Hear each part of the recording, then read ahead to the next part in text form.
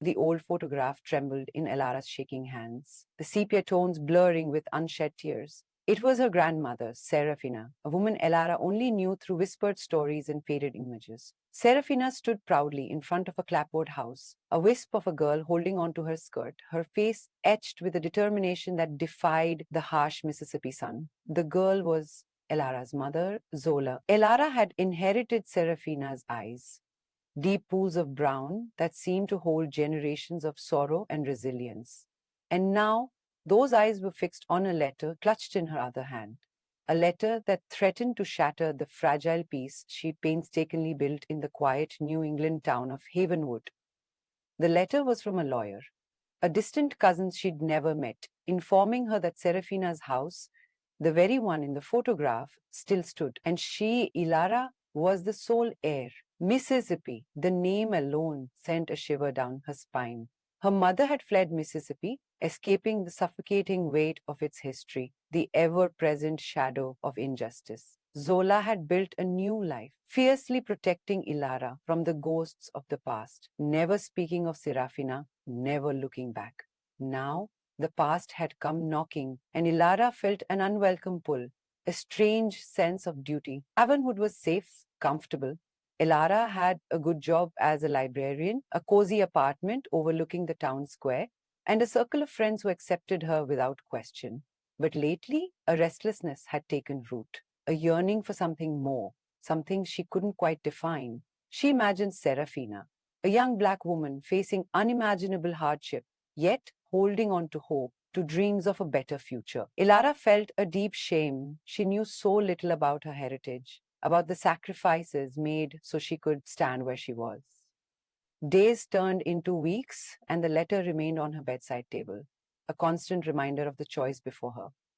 Her friends warned her against it. Mississippi is not for you, Elara, they said. It's a different world. You'll be an outsider. But their warnings only fueled her resolve. This wasn't just about a house. It was about reclaiming a piece of herself, about honoring Serafina's legacy. It was about facing the ghosts her mother had tried so hard to bury. Finally, she made her decision. She booked a flight to Jackson, Mississippi. Stepping off the plane, Elara was immediately hit by the oppressive heat and the thick humidity. The air was heavy, laced with the scent of magnolias, and something else. Something intangible but palpable, the weight of history. The lawyer, a man named Silas, met her at the airport. He was a wiry man with kind eyes and a hesitant smile. "Welcome to Mississippi, Miss Elara," he said, his voice tinged with a southern drawl. "I admire your courage in coming here." The drive to the house was long and silent. The landscape unfolded before her, vast cotton fields stretching to the horizon, dilapidated shacks standing in stark contrast to sprawling plantations, the occasional Confederate flag fluttering in the breeze. Elara felt a knot tighten in her stomach.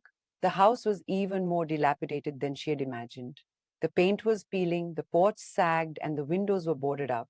But as she stepped inside, she felt an overwhelming sense of connection. The air was thick with the scent of dust and decay, but also with something else, the faint aroma of lavender, Serafina's favorite flower, according to her mother's few stories. Over the next few weeks, Elara immersed herself in the local community. She visited the Historical Society, poring over old documents and photographs. She talked to the local residents, black and white, listening to their stories, their memories, their hopes and fears. She learned about Serafina, a woman who had defied the odds, who had run a small school for black children in her home, who had fought for her family's survival in the face of constant prejudice and discrimination. She also learned about the deep divisions that still existed in the town, the racial tensions that simmered beneath the surface. She saw the poverty, the inequality, the lingering effects of a painful past. One day, while exploring the attic, she found a hidden compartment in an old trunk. Inside, she discovered a bundle of letters tied together with a faded ribbon. The letters were from Serafina to Zola, written after Zola had fled to the north. As Elara read the letters, she felt as if she were finally getting to know her grandmother. Serafina wrote of her loneliness, her fear, but also of her unwavering belief in Zola's future. in Ilara's future. She encouraged Sola to never forget her roots, to always remember the strength and resilience of their ancestors. The letters were a revelation. They filled in the gaps in her understanding of her mother, of Serafina, of herself. She finally understood why her mother had been so reluctant to talk about the past. It was not out of shame, but out of a desire to protect Ilara from the pain and suffering she had endured. But Ilara also realized that running away from the past was not the answer. The past was a part of her, a source of strength and identity.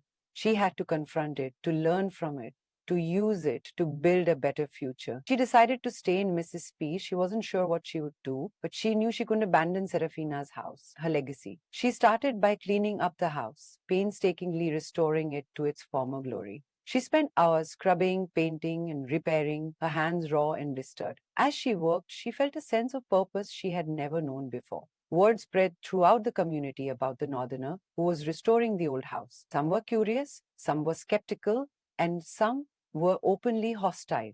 But Ilara refused to be intimidated. She continued to work, slowly but surely transforming the dilapidated house into a beacon of hope.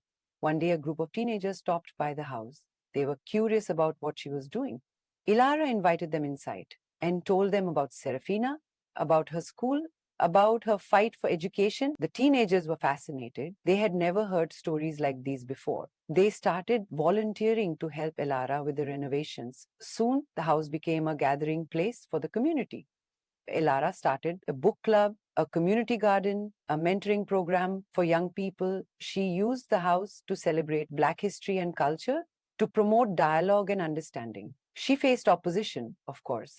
There were those who resented her presence, who tried to undermine her efforts, but she refused to be discouraged. She had Serafina's spirit within her, the spirit of a woman who had faced far greater challenges and had never given up. One evening, as the sun set over the cotton fields, Elara stood on the porch of Serafina's house. Looking out at the landscape, she felt a sense of peace she had never known before. She had come to Mississippi searching for her roots, for a connection to the past. But she had found something far more profound, a sense of belonging, a sense of purpose, a sense of home. She knew the road ahead would not be easy. There would be more challenges, more obstacles to overcome. But she was ready. She had the strength of her ancestors within her, the resilience of a people who had endured unimaginable hardship and had never lost hope. She had transformed Serafina's house, but in doing so, she had also transformed herself. She was no longer just Ilara from Havenwood. She was Ilara, a daughter of Mississippi, a descendant of Serafina, a woman who had found her voice and was determined to use it to make a difference in the world. The photograph of Serafina now hung in the living room, a constant reminder of the past and a symbol of hope for the future. Elara knew that Serafina would be proud. She had finally come home. The old photograph now looked different, as if Serafina's eyes sparkled with anticipation of a future, which was in good hands.